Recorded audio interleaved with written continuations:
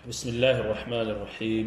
الحمد لله رب العالمين، والصلاة والسلام على أشرف الأنبياء والمرسلين بنا محمد وعلى آله وصحبه أجمعين، أما بعد. السلام عليكم ورحمة الله وبركاته. معزز سامعین کرام، سترہ کے مسائل سے متعلق باتیں آپ نے سماعت فرمائیں کہ نمازی کو اپنے آگے سے گزرنے والے لوگوں کو خلل سے بچنے کے لیے سامنے کوئی چیز رکھ لینی چاہیے اور اسی کو سترہ کہتے ہیں. یہ باتیں آپ نے گزشتہ دروس میں سماعت فرمائی ہیں. اب ایک دوسرا مسئلہ ہے، اس مسئلے سے متعلق باتیں رکھی جائیں گی، وہ ہے مسائل الصف، صفوں سے متعلق مسائل. اور اس سے پہلے سترے سے متعلق جو باتیں آپ نے سماعت فرمائی تھی، آخری مسئلہ ہمارا جو مسئلہ نمبر تھا وہ مسئلہ نمبر 151، اور یہ مسئلہ ہوگا مسئلہ نمبر 152. تکبیر تحریمہ کہنے سے پہلے امام کو صف سیدھی کرنے اور ساتھ ساتھ مل کر کھڑے ہونے کی ہدایت کرنا ضروری ہے. مسئلہ کیا ہے؟ تکبیر تحریمہ کہنے سے پہلے امام کا صف سیدھی کرنے اور ساتھ ساتھ مل کر کھڑے ہونے کی ہدایت کرنا ضروری ہے. دوران نماز آپ دیکھیں گے کہ بہت ساری صفیں ٹیڑھی نظر آتی ہیں، اور جب امام تکبیر تحریمہ سے پہلے اس کی تلقین کر دے گا، تاکید کر دے گا، تو یہ سنت پر عمل ہوگا اور یہ ایک ضروری عمل ہے، جیسا کہ متفق علیہ روایت کے اندر ہے. انس رضی اللہ عنہ قال كان رسول الله صلى الله عليه وسلم يقبل علينا بوجهه قبل أن يكبر فيقول تراصوا واعتدلوا. حضرت انس رضی اللہ تعالیٰ عنہ کہتے ہیں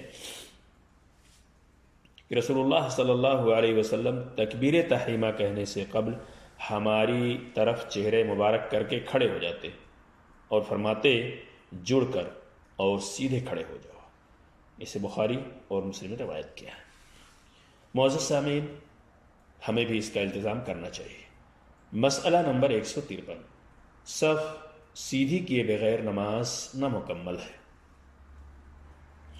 اور اس مسئلے کی دلیل بھی متفق علیہ روایت ہے. عن انس رضی اللہ عنہ قال قال رسول اللہ صلی اللہ علیہ وسلم سووا صفوفکم فإن تسویۃ الصفوف من اقام الصلاۃ. متفق علیہ. حضرت انس رضی اللہ تعالیٰ عنہ کہتے ہیں رسول اللہ صلی اللہ علیہ وسلم نے فرمایا اپنی صفوں کو سیدھا کرو. کیوں؟ کیونکہ صفوں کی درستگی نماز کی تکمیل کا حصہ ہے. اسے بخاری اور مسلم نے روایت کیا. مسئلہ نمبر 154، دین کا علم رکھنے والے اور سمجھدار لوگ جو ہوں گے وہ امام کے پیچھے پہلی صف میں کھڑے ہوں گے. انہیں امام کے پیچھے پہلی صف میں کھڑا ہونا چاہیے جو علم رکھنے والے ہوں اور سمجھدار لوگ. اب اس مسئلے کی دلیل کیا ہے؟ اس مسئلے کی دلیل وہ روایت ہے جسے امام مسلم رحمۃ اللہ علیہ نے صحیح مسلم کے اندر نقل کیا ہے. عن عبداللہ بن مسعود رضی اللہ عنہ قال قال رسول اللہ صلی اللہ علیہ وسلم لِيَلِيَنِي مِنْكُمْ أُولُو الْأَحْلَامِ وَالنُّهَى ثُمَّ الَّذِينَ يَلُونَهُمْ ثَلَاثًا. رواہ مسلم. حضرت عبداللہ بن مسعود رضی اللہ تعالیٰ عنہ کہتے ہیں کہ رسول اللہ صلی اللہ علیہ وسلم نے فرمایا تم میں سے سمجھدار اور عقل مند لوگ میرے قریب کھڑے ہوں، پھر وہ لوگ جو ان سے علم اور سمجھ میں کم ہوں، پھر وہ لوگ جو ان سے کم ہوں، پھر وہ جو ان سے کم ہوں. اسے مسلم نے روایت کیا ہے. تو یہ حدیث صاف طور پہ اس بات کی وضاحت کرتی ہے کہ رسول اللہ صلی اللہ علیہ وسلم نے جو فرمایا کہ تم میں سے سمجھدار اور عقل مند لوگ میرے قریب کھڑے، یعنی پہلی صف میں.